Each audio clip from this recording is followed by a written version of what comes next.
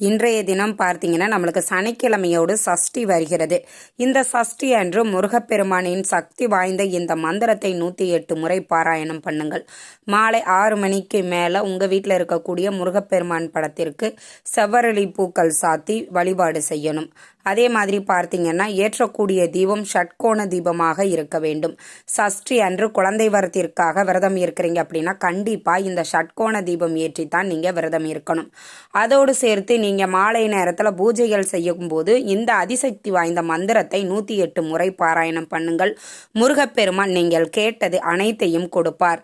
என்ன மந்திரம்? ஓம் குமாராய நமக, ஓம் குமாராய நமக, ஓம் குமாராய நமக அப்படிங்கிற இந்த மந்திரத்தை 108 முறை பாராயணம் பண்ணுங்கள்.